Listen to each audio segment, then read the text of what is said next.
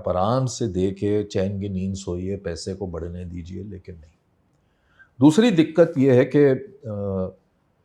लोग इतना, जहाँ मैं देखता हूँ यंग, यहाँ भी कई यंग लोग हैं कि उनको इतनी बात तो समझ आ गई कि मुझे इन्वेस्ट करना है, लेकिन शुरू करने के लिए कहाँ जाएं, उसमें फिर वो दुविधा में पड़ जाते हैं। जैसे आपने कहा, कम भी हैं लोग, और होपफुली आप इस पे पहल कर रही हैं, बाकी भी कर रहे हैं, क्योंकि एक जैसे कोई डायरेक्टली म्यूचुअल फंड हाउस के पास नहीं जाता लेने।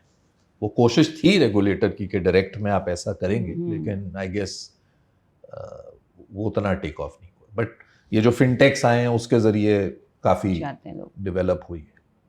अवेयरनेस बहुत बढ़ी है, फिनटेक्स have helped all of us. बहुत अवेयरनेस बढ़ी है, ईज ऑफ डूइंग बिजनेस बढ़ गई है, ease of penetration, ease of transaction बहुत बढ़ गया है। एंड बट डेफिनेटली बिना एडवाइजर के तो यार, आप बेसिकली आप क्या एज्यूम कर रहे हो विवेक जी? आप ये एज्यूम कर रहे हो कि ऐसा पर्सन, कोई एक माइक का लाल नहीं है वैसा एक पर्सन जिसके कोई इमोशनल बायस नहीं है।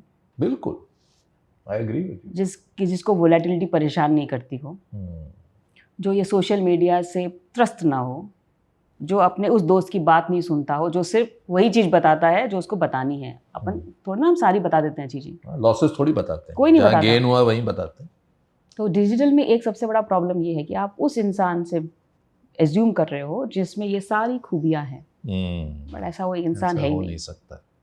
और देखिए मधु, हम जाते हैं जिम, जिम ट्रेनर के वो हायर करते हैं, वहाँ पैसे देने को हम तैयार हैं, डॉक्टर के जाते हैं वहाँ दे देते हैं, पर पैसे की जब बात आती है, हम जैसे आपने कहा वो 1%, 1.5% के चक्कर में हम बस मिस कर देते हैं। 1% उससे ज़्यादा फर्क भी नहीं है, 1% का फर्क। और मेरी जनरेशन है तो ये पूरी बस ही मिस करती।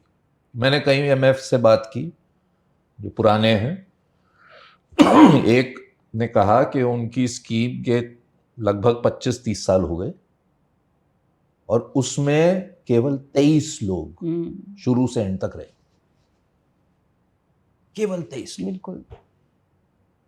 तो आगे के जो साल हैं उसमें भी आप देखती हैं इस तरह का, मैं परसेंटेज नहीं पूछ रहा आपसे, ऑब्वियसली हम तब एक छोटी इकोनॉमी थे, अब हम भी थोड़ी बढ़ गए हैं, लेकिन अगले 10, 15, 20 साल, 30 साल आज जो यंग लोग इन्वेस्ट करेंगे, सीरियस वेल्थ बना सकते हैं।